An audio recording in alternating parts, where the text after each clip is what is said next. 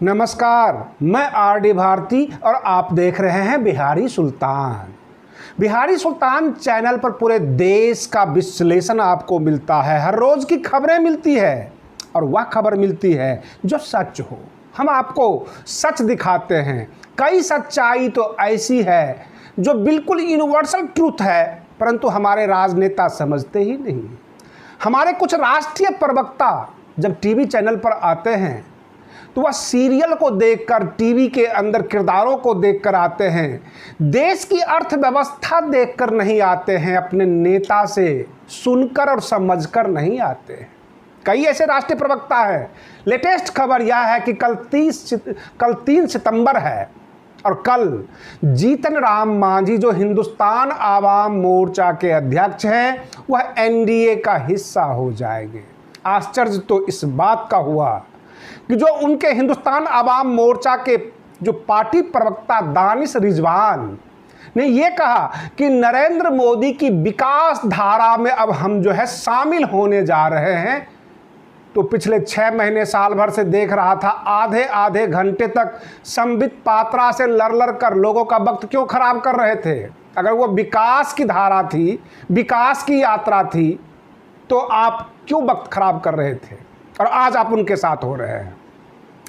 ऐसे में बता देता हूं, देश की जो जीडीपी है -23% हो गया, यानी घाटे में चला गया -23%।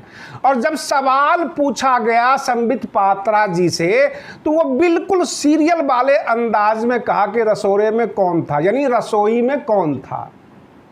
रसोई में पिछले 6 साल से पीयूष गोयल जी हैं, इससे पहले अरुण जेटली जी थे, अब निर्मला सीतारमण जी हैं और अनुराग ठाकुर है।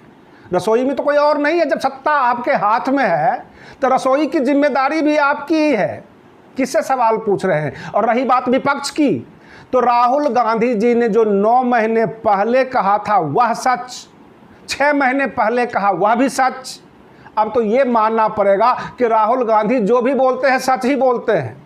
उन्हें आप बेकार में पप्पू पप्पू कहते जा रहे थे।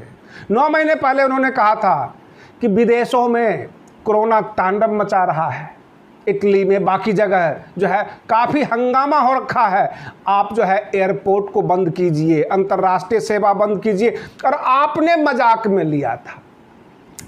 6 महीने पहले भी 20 लाख करोड़ का जब पैकेज आपने अनाउंस किया था, मैं भाजपा के राष्ट्रीय प्रवक्ता से कह रहा हूं कि 20 लाख करोड़ जब पैकेज अनाउंस किया था, तब भी राहुल गांधी जी ने कहा था कि 1000, 2000, 5000 रुपये किसान मजदूरों को दे दीजिए, और आपने फिर मजाक उड़ाया था। जबकि कैलकुलेशन में यह आया है कि पूरे देश की अर्थव्यवस्था में जो है आधा भाग होता है संगठित क्षेत्र का और आधा हिस्सा होता है असंगठित क्षेत्र का।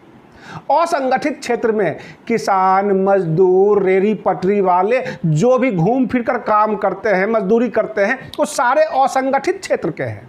और संगठित क्षेत्र में एमएसएमई आ गया, फैक्ट्री आ गया, प्लांट्स आ गया, जिसको आपने 20 लाख करोड़ दिए थे। आपने असंगठित क्षेत्र वाले किसान मजदूरों को एक कन्नी नहीं दिया, केवल 5 किलो चावल और 1 किलो दाल ही अनाउंस किया, और वह भी दिया नहीं दिया, सारा जो है भ्रष्टाचार का जो है काल के गाल में चला गया। और इस तरह से आपने लूटा है। 2.25 लाख करोड़ रुपये का आंकड़ा तो बता दिया, लेकिन जनता के पास क्या पहुंच रहा है। आपके प्रधान इतना खा रहे हैं, जो आपके लोकल डीलर हैं वो मजे उड़ा रहे हैं। आप बिहार विधानसभा चुनाव में जाकर देख लीजिए, जनता जो है सत्ता पक्ष वाले को मारने के लिए दौड़ती है। लोग बोल नहीं पा रहे हैं, और तो और जदयू भले ही कुछ कहे, लेकिन उसका जो है निराशाजनक स्थिति है। ऐसे एक लड़की है पुष्पम प्रिया, जो बिहार का मुख्यमंत्री बनना चाहती है। काफ़ी जोर शोर से एक नई पार्टी का निर्माण भी कर लिया है, और बिहार में बिल्कुल आजकल जो राजनीति चरम पे पहुंच गई है। हर कोई चाहता है मैं मुख्यमंत्री बनूंगा, मैं मुख्यमंत्री बनूंगी। तरह तरह के चेहरे सामने आ रहे हैं। आरजेडी का खुला मैदान है। और आरजेडी भी भड़क गई जब जीतन राम मांझी कल एनडीए के हिस्सा बनेंगे। तो आरजेडी के नेता ये कहते हैं कि पहले उनको कान पकड़ कर निकाला गया, कुर्सी पर से उतारा गया, बेइज्जत किया गया। 2019 के लोकसभा चुनाव में जीतन राम मांझी ने कहा कि मुझे कोई इज्जत नहीं देता है, पूरी लोकसभा चुनाव को जो है मेरे नेतृत्व में लड़ा जाएगा। उनके नेतृत्व में लड़ा और 0 पे आ गए। अब हो सकता है कि जदयू को और बीजेपी को जो है 0 पर लाने की तैयारी कर रहे हैं, क्योंकि उनके नेतृत्व में लड़ा जाएगा। अब एनडीए उनके नेतृत्व में लड़ेगी। बहुत सारी बात है राजनीति में, लेकिन बीजेपी ने इस देश को सत्यानाश किया है, ये तो अब आर्थिक मोर्चे पर पता लग रहा है। जीडीपी माइनस में चला गया, कहीं से कोई प्रॉफिट दिखाई दे नहीं रहा है। जो आपके इंडस्ट्री फैक्ट्री आपसे पैसे ले रहे हैं, प्रोडक्शन निकाल रहे हैं, परंतु कोई खरीदार नहीं है, क्योंकि जो असंगठित क्षेत्र है उसमें केवल किसान और मजदूर ही नहीं आते, खरीदार भी आते हैं, बच्चे औरतें सब आती है। कहने का तात्पर्य यह है कि सरकार को चाहिए था कि असंगठित क्षेत्र को मजबूत करे, लोगों के जेब में कुछ पैसे डाल ले। आप जानते हैं ये हर जगह छल प्रपंच से निकलते हैं।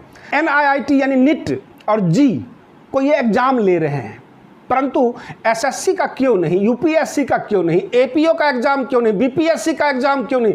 क्योंकि वहाँ नौकरी देना पड़ेगा, इनके पास वैकेंसी है नहीं, इनके पास पैसे नहीं हैं। और जो इंट्रेंस टेस्ट होता है, एडमिशन टेस्ट होता है, वो बड़े हंस के ये एग्जाम लेते हैं, उसका व्यवस्था ये कर देते हैं। हर जगह इन्होंने छल प्रपंच का सहारा लिया है, आम जनता को बेवकूफ़ बनाने की कोशिश किया है, और ये धीरे धीरे अब आम जनता को समझ में आ रही है। आप बने रहिए बिहारी सुल्तान चैनल के साथ, फिर हम आपको मिलते हैं अगले वीडियो में एक अलग टॉपिक के साथ। तब तक के लिए धन्यवाद।